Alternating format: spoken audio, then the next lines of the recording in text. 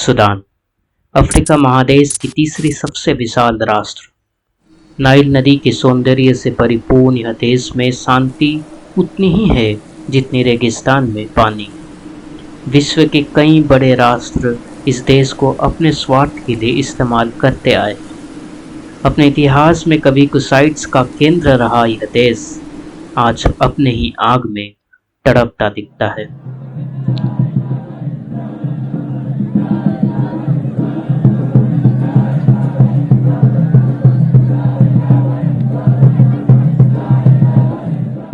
Khartoum Sudan की राजधानी आज कुछ ज्यादा ही शांत है, मानो ये खामोशी नहीं चक्रवात का इशारा हो। राजनीति के गलियारों में दो शक्तिशाली आर्मी चीफ्स एक दूसरे के खिलाफ खड़े हैं। पूरा देश ही दांव पे लगा है। और वही हुआ। कुछ क्षणों में इस खामोशी को चीरते हुए यह नगर गोलियों की आवाजों से भर गई। लोग जहां तहां भागते दिख रहे हैं। हर स्थान पे कोलाहल ही कोलाहल है। पर इन सब के बीच खार्टूम से करीब 650 किलोमीटर दूर पोर्ट सूडान पे किसी और बात की ही हलचल है। रेड सी में गर्जना करते हुए वहां भारतीय नौसेना की आईएनएस सुमेधा क्या कर रही है? सूडान की इस समस्या के साथ भारत का क्या संबंध? संबंध गहरा और चिंताजनक है। There are 3,500 Indian nationals and about 1,000 odd PIOs in Sudan. कई भारतीय और भारतीय मूल के लोग सूडान के अलग अलग हिस्सों में बेवजह ही फंस चुके हैं। अब उम्मीद केवल मातृभूमि से ही है।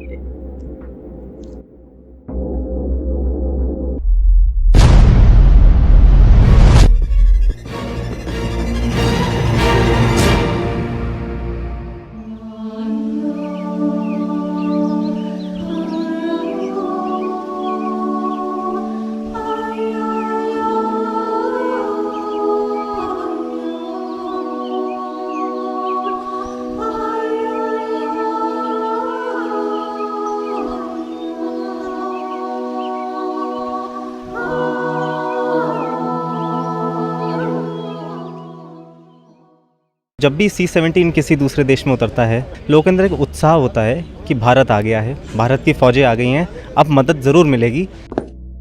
यह सौगंध निभाना कितना मुश्किल है, ये उन तथाकथित विकसित देशों से पूछिए जो अपने आम नागरिकों को तो छोड़िए, अपने डिप्लोमेट्स तक को बचाने में असमर्थ दिखते हैं। 24 अप्रैल 2023 नई दिल्ली।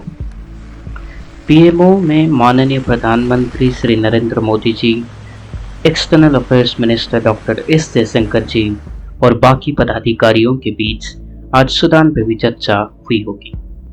कारण साफ है, आज भारत अपने नागरिकों की रक्षा के लिए नाइल के देश में ऑपरेशन कावेरी की शुरुआत कर रही थी। 3,500 भारतीय, 1,000 से अधिक भारतीय मूल के निवासी 4 से अधिक जगहों पे छुपे हुए थे।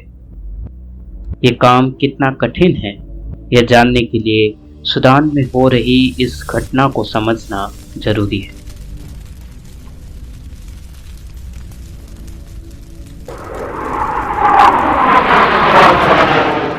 (1989) सूडान में सरकार परिवर्तित होती है और डिक्टेटरशिप की फिर से शुरुआत हुई। उमर अल बशीर ऑफ सूडान का सर्वेसर्वा था।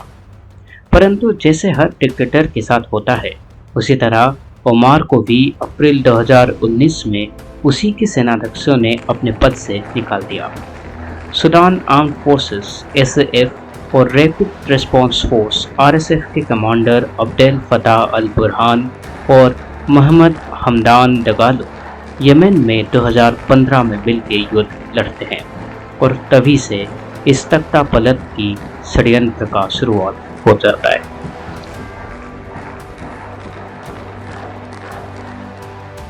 अक्टूबर 2021 आते आते इन दोनों ने सारे सिविल पॉलिटिकल ग्रुप्स को सरकार से हटा दिया। पर एक देश और दो राजा, मुश्किल है। अपनी आधिपत्य साब्यस्त करने के लिए आज यही दोनों सेनाध्यक्ष एक दूसरे के विरुद्ध खड़े हैं। इसी आपसी बैर के चलते पूरे देश में तबाही का एक दुखद मंजर दिखता है।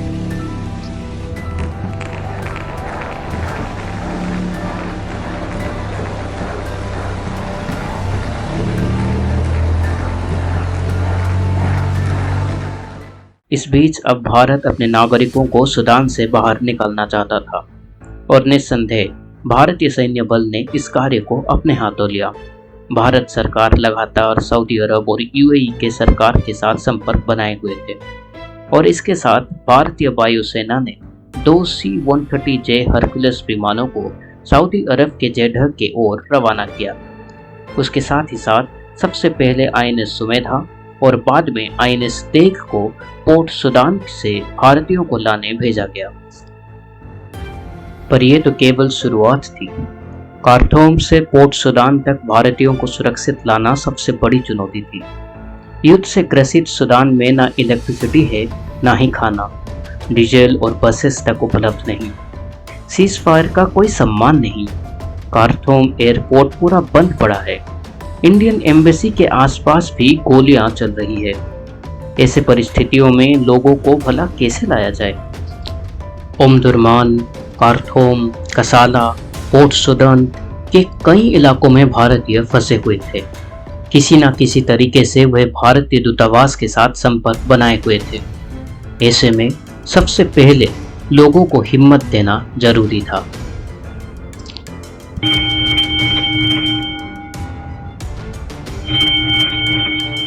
भारत ने 4 कंट्रोल रूम्स बनाए। न्यू दिल्ली, जेडह, पोर्ट सूडान और खार्तूम में बने इन कंट्रोल रूम्स में लगातार दिन प्रतिदिन 100 से अधिक कॉल्स आने लगे। भारतीय इंटेलिजेंस एजेंसीज ग्राउंड पे स्थिति को समझने के साथ साथ संभालने की भी प्रयास शुरू करती है। सूडान के इस युद्ध में दोनों ही सेनाध्यक्षों के साथ भारत का संपर्क अच्छे माने गए हैं। इस कारण से भारतीयों को सुरक्षित लाने में शायद थोड़ी बहुत मदद हुई हो। रात के अंधेरे में भारतीयों को अपने स्थानों से बसेस के द्वारा पोर्ट सूडान के लिए रवाना किया गया। इस 850 किलोमीटर से अधिक की यात्रा में भारतीय दूतावास के कई एम्प्लॉयज भी शामिल थे। यात्रियों की हर सुविधा पे पूरा ध्यान रखा गया। करीब 12 से 18 घंटे की सफर के बाद पोर्ट सूडान में भारतीयों का पहला बैच पहुंचता है। INS सुमेधा में बैठकर इतने घंटों के बाद लोगों ने राहत की सांस ली, मानो वह अब भारत की भूमि पे ही हो। इस बीच भारत में मिनिस्ट्री ऑफ एक्सटर्नल अफेयर्स लगातार सऊदी अरब, UAE और अब इजिप्ट के साथ भी संपर्क बनाए हुए थे। डॉक्टर S जयशंकर अपने लैटिन अमेरिका के ट्रिप के दौरान US पहुंचते हैं और अमेरिका और यूनाइटेड नेशंस के साथ इस विषय में बात करते हैं। Minister of state for external affairs Shri Muraleedharan ji भी सऊदी अरब के जेद्दाह में भारतीयों के इंतजार में थे। जैसे ही बैचेस एक के बाद एक पहुंचते गए, वैसे ही उन्हें भारत भेजने की तैयारी शुरू कर दी गई। लोगों की इन सब खुशियों के बीच दुर्भाग्य है कि एक भारतीय की मृत्यु हो गई। उनके परिवार को इस विषय में बताया गया और उनके मृत शरीर को वापस लाने का प्रयास जारी है। जब विश्व के कई तथाकथित सुपर पावर्स अपने लोगों तक पहुंच भी नहीं पा रहे थे, तब भारत ने करीब करीब 7 बैचेस में 2000 से अधिक लोगों को बचा लिया। ऑपरेशन अभी भी जारी है।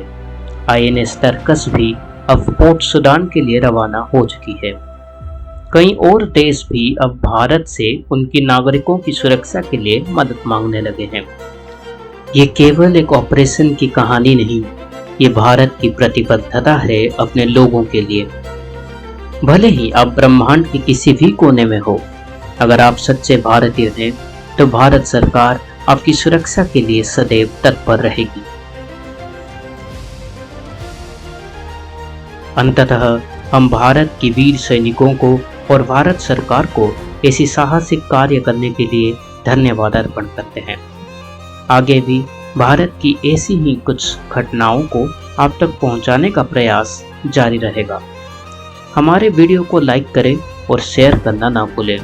चैनल सब्सक्राइब कर बेल नोटिफिकेशन भी दबाएं और कमेंट्स में भारत के कुछ ऐसे ही महान ऑपरेशंस के बारे में लिखना ना भूलें।